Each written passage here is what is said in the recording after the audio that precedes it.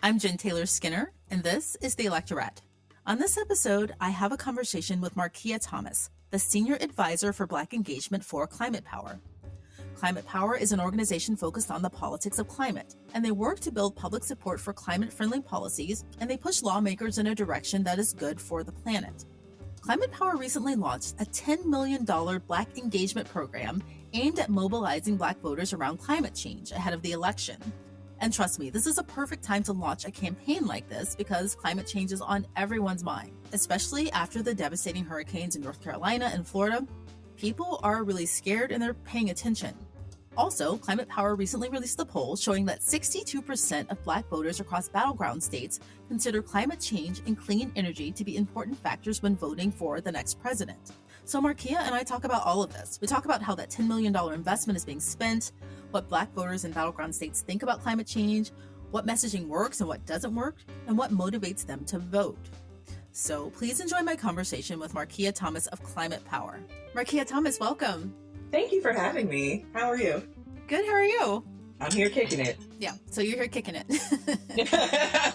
yeah, I'm here kicking it. And today in Chicago, it's like a little chilly, but like this weekend is going to be mid 70s. So it's warmer than average, which we're obviously seeing time and time again as the world warms. Yeah. So here in Seattle, where I am, it feels a little bit warmer than it would normally be around this time of the year. I could be wrong, but I think one of the things that us lay people who aren't climate scientists have trouble with is distinguishing what's weather, right? And what is a part of climate change, and I don't know if people ask you about that or if that's a part of your engagement program and explaining that to people. How do we know?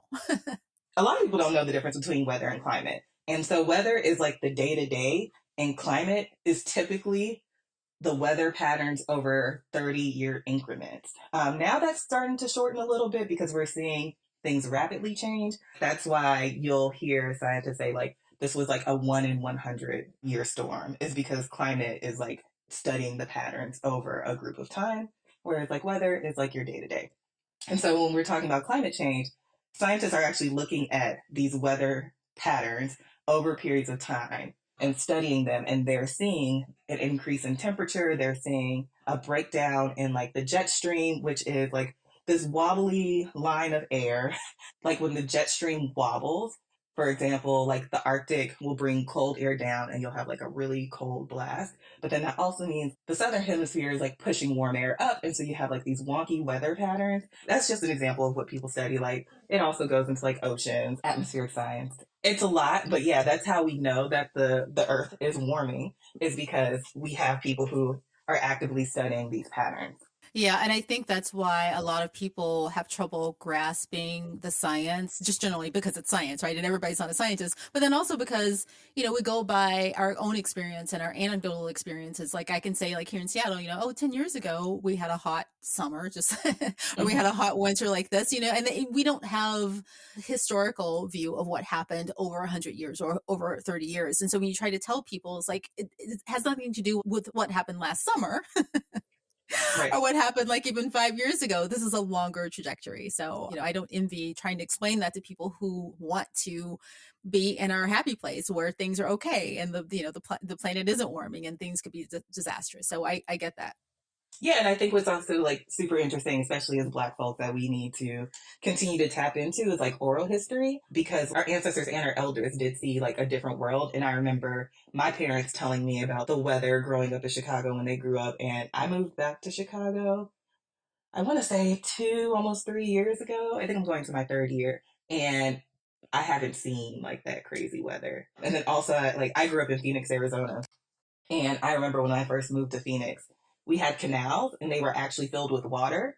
And by the time I left to go away to college, they were all dried up. And so like being able to like share that oral history with folks around us, I think is a way that people on the ground, frontline communities are able to tell the stories of climate change without necessarily having their heads in the books, because they're the ones that know what's going to mitigate this for their communities because they've seen it generationally. Wow, that canal story is something. Speaking of frontline communities and the Black community specifically, I know that Climate Power is investing over $10 million in a Black engagement program ahead of this election with the goal of making climate change and clean energy policies a key driver for Black voters, mobilizing them ahead of the election. There are lots of polls out there. Everybody's obsessed with polls. This is the time to be obsessed with polls right now. Yes. So everybody's talking about that. And a lot of people are talking about the polls, and then they're talking about climate change because of the hurricanes in Florida. And then they're talking about Black voters, but they're talking about those things separately as if they aren't overlapped or related to one another. And so that's why I'm really glad to see this investment in Black engagement, specifically around climate change.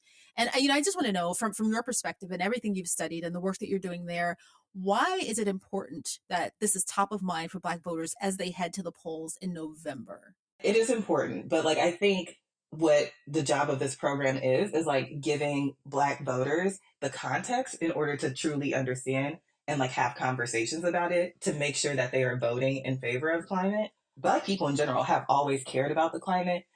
It's just the way the other things are framed for like our day to day. We tend to not think of it. There is a quote that I love. It's from a book called Environmentalism of the Poor.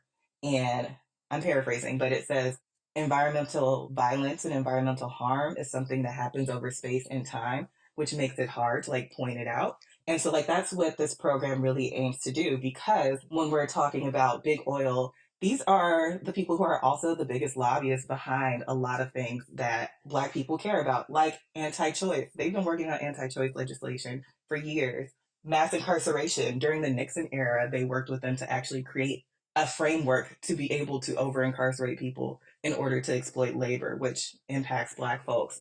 And then also, since George Floyd, I can't remember the exact number, but they actually lobbied for a lot of anti-voting and anti-protesting legislation. And so like the villains, the drivers who are destroying our homes and our communities and our world are the folks that are also behind a Trump-Vance election, and they're also behind our day-to-day issues that we truly care about. And so if we are going to make sure that community safety also means safety from environmental harm, as well as like thriving through good paying jobs, we have to vote in favor of climate. Yeah, yeah. That's a big investment, $10 million. Is that specifically for this election, or is it beyond this election? And how will it be spent? Like, how are you using that investment? So the $10 million is for this election. It is being spent on the polling that we have done. It is being spent on like paid advertisements, making sure that climate is like getting in front of Black voters on the forefront of their minds. And then also we are investing in some of our partners, making sure that we are being able to support them when they're doing work on the ground through like events and sponsorships. We've gone to almost all Black festivals and communal spaces, and we like to support our partners on the ground and make sure that they have the money to be able to throw the events that they want to throw, to be able to make sure that Black people are also engaged in climate. Yeah. One of the things I wanted to ask you was about how Black Americans will be disproportionately impacted by climate change, because I'm presuming that that's a part of your messaging when you're talking to people on the ground. And for me personally, it has been easier for me to understand how it will affect Black people globally. But here in America, it's harder because you think we're all living on the same piece of land in North America. How are Black people specifically disproportionately affected than the white person living next to me or the Asian person living next to me, right? And one of the things I recently learned, and maybe you can help explore this with me, was that, for instance, a lot of Black people who live in urban areas, which have less greenery, right? They will be hotter, for instance, as the temperature rises. So can you give me some other examples of how Black Americans are disproportionately impacted, Black Americans here on this continent, by climate change? Yes. Although we are integrated, racist housing policies of the past have like built communities that are considered or seen as sacrifice zones. And in the United States, our zip code dictates our lifespan. We know that many Black Americans still live in the South, and Cancer Alley really is still a thing. And they have like the shortest lifespans in the US based on their proximity to fossil fuels and like plants. And then also, if you live in a coastal community, Black folks generally don't own homes at the same rate as other groups. And so when they are devastated by like a storm, or if they're out west and devastated by like a wildfire or a mudslide, the ability to recover is a lot less because now they're displaced. And so although we may be in community with other people, because of racist housing policies, we are still on the front lines. And I think what's even more interesting is that it's true regardless of your income as a Black person. Like, they will still build plants near Black communities, even if it's a middle class Black community. So, like, in a lot of ways, it feels like we're not safe, which is why this election is so important. Because a Harris Walls ticket knows that that means for us that we are moving forward with clean energy transitions. We've seen their history in the past, and it's important for us to like really support them in this movement, because we deserve to clean up our communities. We deserve not to have to be displaced. We deserve to stay in our communities, and we also deserve to thrive in our communities.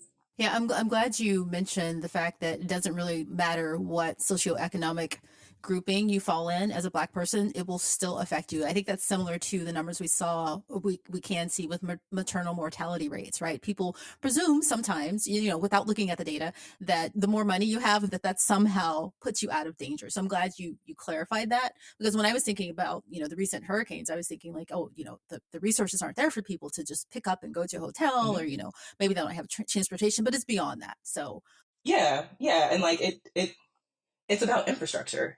The way our infrastructure was designed, it was for climate between 30 and 50 years in the past. We need infrastructure that can sustain itself within our current climate, as we are trying to curb and mitigate harm by reducing greenhouse gas emissions.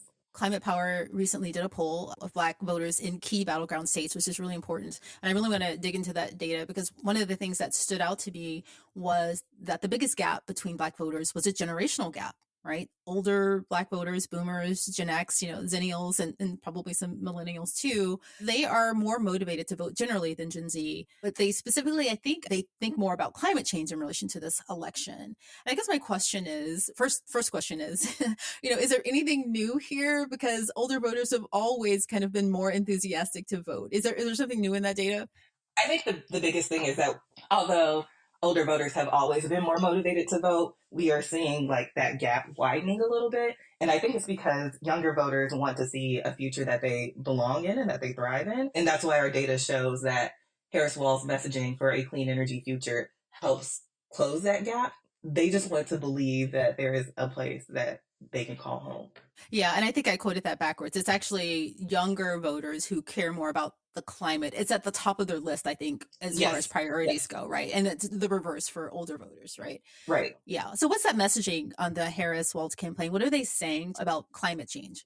I think messaging that resonates with all voters across the board is it's like a future for our children. Being able to like imagine our children and our grandchildren being able to like really enjoy their lives and not live in fear because of the impacts of climate change. And then also cleaning up the air and the water. We've seen time and time again a lot of these environmental harms, and some of them blowing up like Flint and like Cancer Alley. And so the idea that we can clean up our communities and have faith in our health and our future is really important for all generations across the board.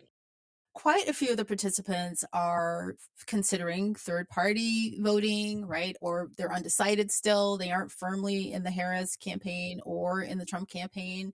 This really confounds me, especially in relation to climate change, because the Harris Walz campaign has put forth an agenda and policies around this, right? And Democrats generally have done this. And, even if you think about the Biden administration, the current administration, they had a huge investment, like historically large investment in curbing climate change, right? The other side has nothing, right? They haven't put forth anything except climate denial, right? So I think that's, when you think about how this is discussed in the media, that's one failing that really bothers me, is that, often the media will treat both sides as if they both have differing views about this. And they don't have differing views. One side just says, there's nothing to talk about. Right? It's just like, and it's just like, and the other side says, well, there is something to talk about. It's like, I see this, I see the elephant in the room, and there's no elephant there. Right. So, Right. what are people saying? What are people saying who are undecided about climate change in relation to these two groups? I don't get it. Sorry. Yes, totally with you. Harris Walls, they have a track record where they are in favor of climate and climate action and making sure that we have a clean energy transition. Whereas Trump Vance, they just take big oil lobbying money. And so, like, sometimes it's strange to think about how when people are, and I'm doing air quotes, when people are talking about both sides, it's like science and action versus like nothing. One thing that we can say is that when you point out the track record of Harris Walls, they better understand the issues. And I think what Trump and Vance are trying to do is keep their thoughts, opinions, and messaging so simple where people don't have to think about it, no matter like how silly it really is. I think what this polling is showing is like when you make it clear for people to understand, then they buy into it. And I agree with you about the messaging being really simple, because it is really simple for people to digest. There's nothing to worry about because it doesn't exist, right? I mean, Right. I would love to digest that message too, but Mm-hmm. it's harder to think about all the things we have to change in our lives and all the science and all the money and investment that needs to happen. I get that Republican messaging is a lot simpler to digest for a lot of people, so therefore I can see how it may attract people who don't need other problems in their lives, right? Right. Yeah, and I think and they pivot a lot to like the economy and like taxes, although none of what they say is true. We have not seen that to be true. They have not helped any economy and definitely did not help taxes. But it's just that promise allows for people to like buy into it. And that's another reason why in our polling we see that this messaging of a clean energy economy, creating good paying jobs that don't require college degrees, really resonating with people because Black communities, as well as like other marginalized communities, literally live on the front lines of climate change in multiple ways. And so a clean energy transition is a way to ensure that we are able to rebuild our communities while also like pushing out the poison. And when we explain that to people, that's really exciting. It's like, oh great, I can like have this good paying job, and I'm also like making sure that people in my community have the freedom to breathe, have clean air, clean water, being able to like not worry about the implications of fossil fuels. That's great. And it's a good paying job that also doesn't put your health at risk. It was a couple of weeks ago already, but I'm still thinking about the vice presidential debate when JD Vance, his answers on climate change, they were really kind of troubling, right? And I just wonder if people are picking up on that messaging. So first of all, one of the things he said that stood out to me was he was asked about Hurricane Helene, right? Which was, I think it Mm-hmm. was just beginning, or there were warnings about it. And he referred to it as crazy weather patterns, right? He was trying to minimize it. And then he referred to climate science as weird science.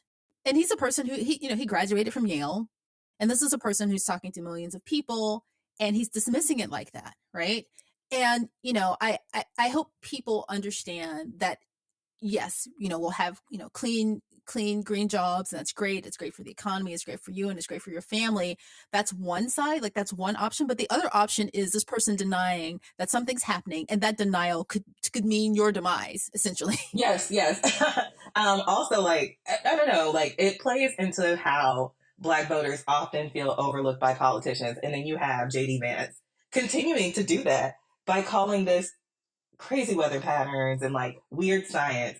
And climate science is not just studying the science. Like, we have the National Weather Service, we have NOAA, people who study oceans, people who study plants. Like, my first introduction to climate change was working at a botanical garden, and I was working with the scientists, and they were telling me that we cannot study biodiversity without studying the climate. And so to be able to like confidently ignore our everyday lives and our abilities to live, why are you continuing to ignore the very things that are harming us? Yeah. Yeah, so I'm just an aside. Are you really good with plants? Because my house plant. I am a professional plant killer, but I know I have very strange knowledge about plants and like where they come from, what they produce, Okay, very random so things. But so keeping them alive is not my forte. okay, so if I send you a photo of my plant, you won't be able to help me because something's happening to it. Um, It's okay. I can put it in the Black Girl Green Thumb group and get back to you. I'm in a bunch of like plant groups, but like also I choose very finicky plants. Like I buy like orchids, and I'm like I'm gonna keep this one alive, and orchids are so hard to keep alive, but I try anyway. Yeah, but the most beautiful ones are the ones that are hardest, right? Yeah. I think so. Anyway, back to this poll because that's what's Yes. important. So there's some good news in the poll, right? So Black voters 18 to 34 removed 5 percentage points toward Harris after they heard the campaign's climate and clean energy messaging. What was that messaging specifically that moved people? What was the most impactful? So the most impactful, and going back to like what I've been saying, is really focusing on Harris Wall's commitment to creating new good paying jobs, clean energy jobs, lowering costs, and creating pathways to the middle class. We have seen how Black families have struggled. And like what I think about is like how the great migration was rooted in the opportunity to be a part of the middle class, and because of all these manufacturing jobs and like in the Midwest and everything.